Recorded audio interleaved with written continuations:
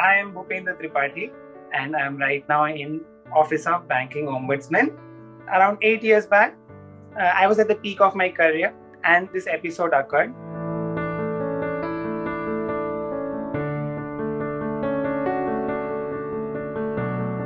I would still want to give a little bit of background that I was very good and sound in my academics during my schooling days. 10th standard science subject, I got 100 out of 100. In my 12th CBSE board, I topped the state of Gujarat. Then during my engineering semesters, every semester I secured merit positions, and because of that, I could earn a very prestigious Dhirubhai Ambani merit-based undergraduate scholarship. I was placed in Tata Consultancy Services during campus recruitment, wherein I served for more than 8 years in various capacities. During each of my different roles, I was being awarded repeatedly by my employer for my outstanding performance. And so you would all believe that, oh, this story is like a fairy tale, everything is going goody-goody. To continue it little one step ahead, for one of my projects, I was being deputed to an on-site location in Finland. And for that, my visa was also stamped. And so preparations were going on in the full swing for me to fly. And that is how the director sitting up there probably decided to put some climax in my movie. And that is how, on a particular fateful night, I was coming out of the washroom and I collapsed. And I could not get up on my feet. I tried several times, but each time I fell down.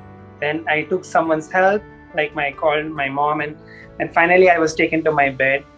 Next morning, I was not able to get up from my bed. And I thought that there is something seriously wrong.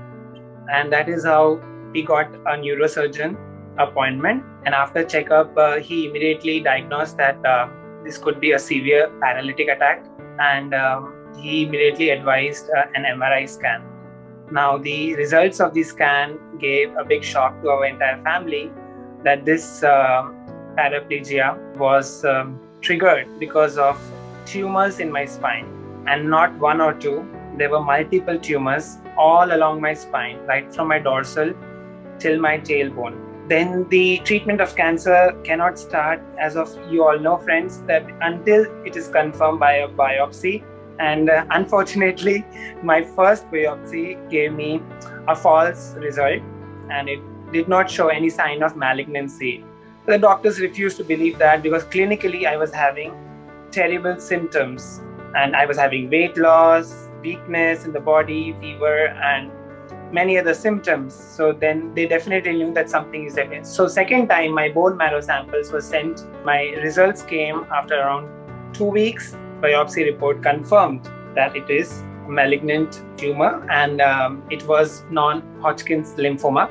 But a bigger shock was waiting, which was that a PET CT scan happened, and which revealed that cancer had spread in my lungs, in my pancreas, in my intestines, and in my bladder. So then the doctors tried to determine which stage the cancer is in, and they came to a conclusion that it is in the 4th stage or the last stage. In fact, they gave me just 5 to 6 weeks of survival.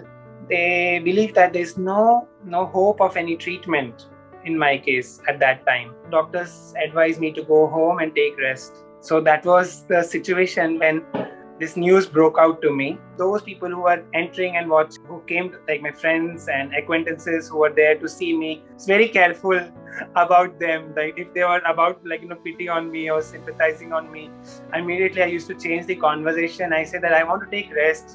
So then they would understand that, okay, we'll come again, and then they'll go out.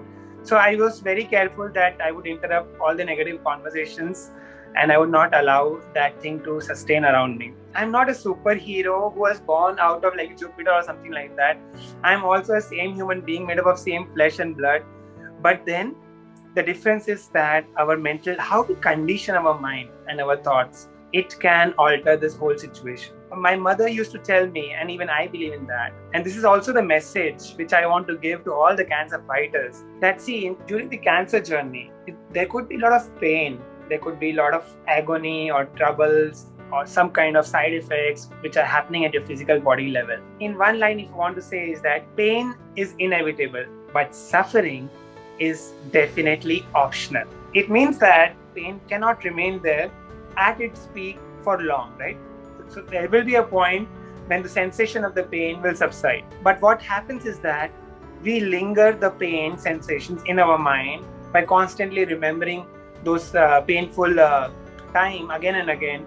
So all those things, like, lead to suffering. Even when there are good, happy, peaceful moments, although those peaceful, happy are very brief and small, we should latch on to those happy moments during 24 hours during our cancer fight, rather than latching our mind to those painful moments.